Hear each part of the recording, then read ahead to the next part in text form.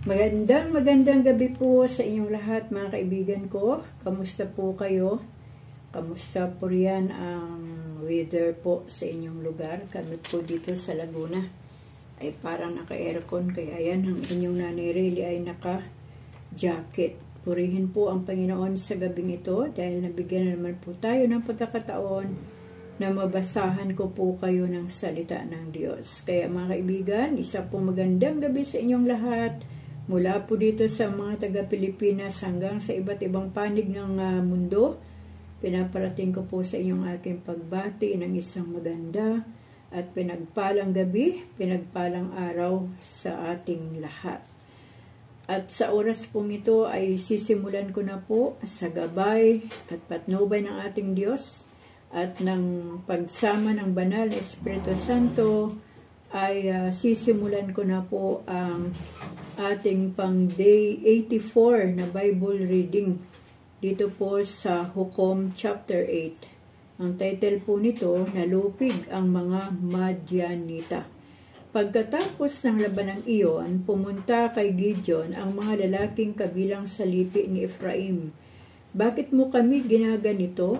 Bakit hindi mo kami tinawag bago ninyo dinigma ang mga Madyanita? Pagalit nilang tanong. Ang nagawa ko ay hindi maipapantay sa nagawa ninyo. Ang maliit ninyong nagawa ay higit sa nagawa namin. Malumanay na sagot ni Gideon. Niloob ng Diyos na sa inyong mga kamay, mahulog ang dalawang pinunong Madyanitang sina Orib at Siib. Alin sa mga nagawa ko ang maipapantay riyan? Nang marinig nila ito, naglubag ang kanilang galit. Si Gideon at ang 300 niyang tauhan ay nakatawid na sa ilog Jordan. Bagamat hapong-hapo, patuloy pa rin nilang tinutugis ang mga Madyanita.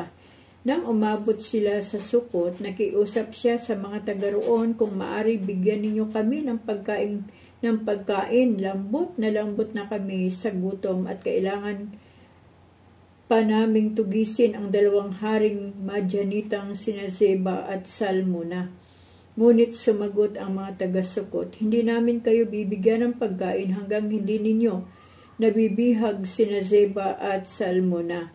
Dahil dito, sinabi ni Gideon, kayo ang bahala. Pag nahuli namin sina Zeba at Salmuna, pahihirapan ko kayo ng pamalong balot ng tinik. Pagkasabi nito ay nagtuloy sila sa Penuel at doon nagtanong ng pagkain, ngunit ang sagot ng mga taga roon ay tulad din ng sagot ng mga taga Sukot. Sinabi sa kanila, tinitiyak ko sa inyong kami makababalik dito. Pagbalik namin, iguguho ko ang tore ninyong ito. Sina Zeba at Salmuna ay nasa Karkot noon, kasama ang nalalabi nilang kawal na 15,000 pagkat 120,000 na ang napapatay sa kanila.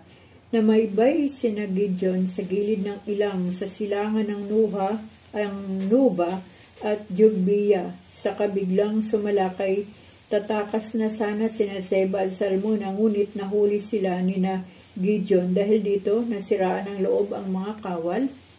Nang magbalik sina Gideon sa pasong Hiris sila nagdaan. Nakahuli sila ng isang taga-Sukot. Itinanong niya rito kung sino-sino ang mga pinuno at matatanda ng Sukot at isa-isa namang isinulat nito. Umabot ng 77 ang kanyang naisulat. Pagkatapos pinuntahan ni Gideon ang mga ito at tinanong, natatandaan ba ninyo nang ako'y nagtanong sa inyo ng pagkain? Natatandaan pa ba ninyo ang sinabi ninyo sa akin na hindi ninyo kami bibigyan ng pagkain hanggang hindi namin nahuhuli sina Zeba at Salmuna? Bagamat nooy lupaypay na kami sa gutom, bihag na namin sila ngayon. At nagpakuha siya ng mga tinikang sanga ng kahoy at pinahirapang mabuti ang mga pinuno ng Sukot. Pagkatapos ay giniba niya ang tore sa Penuel at pinatay ang mga lalaki roon. Pagkaraan, binalingan niya sina Zeba at Salmuna. Ano ang itsura ng mga pinatay ninyo? Tanong niya. Kamukha mo, parang mga anak ng hari. Sagot niya. Sinabi ni Gideon, sila'y mga kapatid ko. Isinumpa kong hindi kayo papatayin kung hindi ninyo sila pinatay. Bumaling siya sa pinakamatanda niyang anak na si Jeter at sinabi, patayin mo sila, palibhasa'y bata. Natatakot itong pumatay ng tao kaya hindi niya sinunod ang kanyang ama. Dahil dito, sinabi na Seba at Salmona kay Gideon, bakit hindi ikaw ang pumatay sa amin? Mga tunay na lalaki lamang ang maaring pumatay sa kanyang kapwa. Kaya sila'y pinatay ni Gideon at kinuha ang mga palamuti sa liig ng kanilang mga kamilyo. Nagtipon-tipon ang mga Israelita at sinabi nila kay Gideon, ikaw rin lamang ang nagligtas sa amin sa mga Madianita. Ikaw na at ang iyong angkan ang maghari sa amin. Sumagot si Gideon, hindi ako ni ang aking anak ang maghahari sa inyo kundi si Yahweh. Ngunit meron akong hihilingin sa inyo, patuloy niya, ibigay ninyo sa akin ang mga hikaw na nasamsam ninyo sa kanila, nakahikaw ng ginto ang mga Madianita, pagkat iyon ang ugali ng mga taong ilang. Sumagot sila, buong puso namin ibibigay sa iyo. Naglatag sila sa lupa ng isang malapad na damit at inilagay roon ang lahat na nakuha nilang hikaw. Nang timbangin nila ang mga hikaw na ginto, umabot ng 60 libra, hindi pa kasama ang mga hiyas, kwintas at mga purpurang kasuutan ng mga hari ng Madian. Hindi rin kasama roon ang mga palamuti sa liig ng mga kamilyo. Mula sa gintong nasamsam ni Gideon, ay nagpagawa ng isang Diyos-Diyosan at dinala sa Ofra na kanyang lungsod. Ang mga Israelita ay tumalikod sa Diyos at naglingkod sa Diyos ang ipinagawa ni Gideon at iyon ang malaking kasalanang nagawa nila kay Yahweh. Ganap na nalupig ng Israel ang Madian at ito'y hindi na nakabawi. Naghari sa Israel ang kapayapaan sa loob ng 40 taon habang nabubuhay si Gideon. Ang pagkamatay ni Gideon, si Gideon ay nanirahan sa sarili niyang bahay. 70 ang anak niya, pagkat marami siyang asawa, mayroon pa siyang isang kinakasama sa Sikem na nagkaanak ng isang lalaki na pinangalanan niyang Abimelech. Matandang-matanda na nang mamatay si Gideon. Siya inilibing sa libingan ng kanyang ama sa Ofra sa lungsod ng angkan ni Abiezer.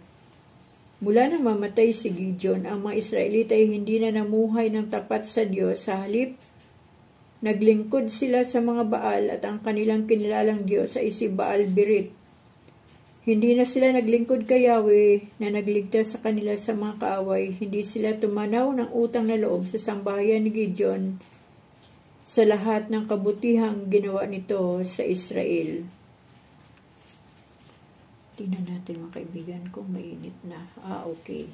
Hindi na po tayo pwedeng makapagdalawang chapter mga kaibigan kasi umiinit na po ang ating cellphone at kusang namamatay. So dito na lang po muna tayo sa chapter 8 at nangyari nga po ang kalooban ni Yahweh, nahuli ni Gideon ang dalawang hari kaya lang may malungkot pong pangyayari mga kaibigan. Pagkatapos pong pinagtagumpay ni Yahweh o ng Diyos si Gideon, kasama ng kanyang 300 sundalo, mismo si Gideon ay gumawa na naman ng mali sa harapan ng Diyos. Hiningi niya ang mga hikaw na ginto, tinunaw at pinagawang Diyos-Diyosan. Doon na naman po lumabag ang mga lahi ng mga Israelita at simula nung si Gideon ay nagpagawa ng mga Diyos-Diyosan ay hindi na nakapanumbalik kay Yahweh ang mga Israelita dahil nagpatuloy na sila sa pagsamba sa Diyos-Diyosan na pinagawa ni Gideon. At yan nga po ang nakakalungkot kasi may mga tao na may mga lingkod ng Diyos, sabihin natin, maliban sa mga miyembro ng church, kundi meron talagang mga leader ng church na nagsimula sa tama, ngunit natapos sa mali. Meron ding mga member ng church na nagsimula sa tama at natapos din sa mali. Bakit nga ba nangyayari yun? Ako po tingin ko lang dito kay Gideon parang nagkaroon siya ng sarili niyang desisyon sa buhay. Hindi niya talaga tinanaw ng totoo o habang siya nabubuhay yung utang na loob sa ating Panginoon. Talagang sumuway pa rin siya. Kaya yun, nagpatuloy po sa mga Israelita. Sabi nga po dito sa verse 34, hindi na sila naglingkod kay Yahweh na nagligtas sa kanila sa mga kaaway. Hindi sila tumanaw ng utang na loob sa sambahayan ni Gideon sa lahat ng kabutihang ginawa nito sa Israel. Kasi mismo namang si Gideon din ang gumawa ng mali. Kasi sabi po dito sa verse 27, mula sa gintong nasamsam ni Gideon, si Gideon ay nagpagawa ng isang Diyos-Diyusan at dinala sa Ofra na kanyang lungsod. Ang mga Israelita ay tumalikod sa Diyos at naglingkod sa Diyos ang ipinagawa ni Gideon at iyon ang malaking kasalanang nagawa nila kay Yahweh. So mismo po yung leader ang nagsimula na naman sa paggawa ng kasalanan. Kaya dapat po talaga tayong mga anak ng Diyos. Alam niyo po itong Biblia na to. Ito po yung full gospel na Biblia from Genesis to last Revelation. Wala pong dagdag ito na mga kung ano-anong dagdag po sa Bibliang ito. Dapat po talaga ay makilala natin o yung maitama ang ating mga buhay sa harapan ng Diyos. Na kung tayo po ay nakakilala na sa Panginoon, na nagkatawang tao sa pamagitan ni Hesukristo, ang ating Diyos Ama, ay maniwala na po tayo na wala na po tayong ibang sasambahin na Diyos, kundi ang ating Panginoong Hesus lamang bilang ating Diyos at Panginoon, tagapagligtas ng ating mga buhay. Sabi ko nga po, diba, kagabi doon sa aking binasa na chapter 7, wala nang ibang Diyos, wala tayong pwedeng ikumpara sa Diyos na lumikha ng ating buhay. Bakit nga ba nagkakaroon pa ng mga Diyos-Diyusan? Kung gusto natin ng madalanginan, kahit saan po tayo naroon, magsara lang po tayo ng ating kwarto, o kahit saan man tayo naroon, kahit bumibiyahe tayo, kahit nasa sasakyan tayo, nasa himpapawid, nasa lupa, nasa karagatan, isang pikit lang at taimtim na pananalangin sa Diyos, ay makakarating na ang panalangin sa Diyos na hindi na po tayo gagawa pa o luluhod o haharap sa mga Diyos-Diyusan na yari sa ginto, sa pilak, sa kahoy, sa tiyok, o kung anong klase ang ginagawang Diyos-Diyusan. Ito si Gideon, pagkatapos ng labanan, pagkatapos ng tagumpay, gumawa na naman ng kamalian sa harapan ng Panginoon. Ang nakakaawa dito, si Gideon patay na, pero yung mga Israelita, yung mga henerasyon, ay hindi na nakapanumbalik kay Yahweh, hindi na kumilala kay Yahweh, kumbaga hindi nagkaroon ng utang na loob, at hindi rin nila nakita yung ginawa ni Gideon. Kaya mga kaibigan, sana po sa ating mga buhay ay magpatuloy lang po tayo sa tama at magtapos po tayo sa tama.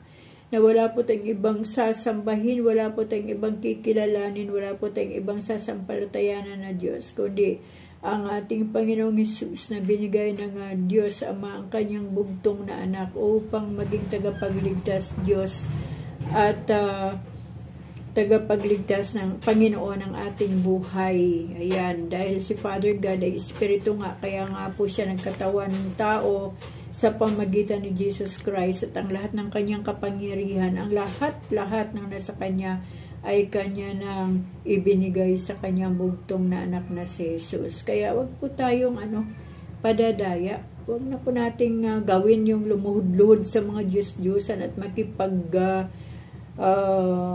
hablutan ng mga damit ng Diyos-Diyusan. So, yun lang mga kaibigan. Nawa po ay matuto rin tayo ng salitang utang na loob sa ating Diyos. Ngayong araw po ay ginising tayo ng Panginoon at ang lahat ng ating ginawa ay natapos dahil po sa kalakasan na binigay ng ating Diyos. Hindi po dahil sa atin, kundi dahil sa Panginoon. Ang buhay natin ngayong araw hanggang ngayong gabi ay tagumpay dahil sa ating Diyos, hindi dahil sa ating sarili. At tinatanaw po nating malaking utang na loob sa Diyos ang mga nangyari ngayong araw. kung bakit tayo ay narito pa, kung bakit tayo may kalakasan, kung bakit nakakabasa pa tayo ng salita ng Diyos ngayong gabi. At salamat sa Panginoon ngayong gabi, salamat sa Diyos sa lahat ng bagay na ginawa niya sa buhay natin sa buong araw na ito. Pagpalain tayong lahat ng ating Diyos at manatili po tayo sa Kanyang salita, manatili po tayo sa ating pananampalataya sa Kanya at mandigan tayo na si Jesus lamang ang ating Diyos, ang ating Panginoon at tagapagligtas. Amen.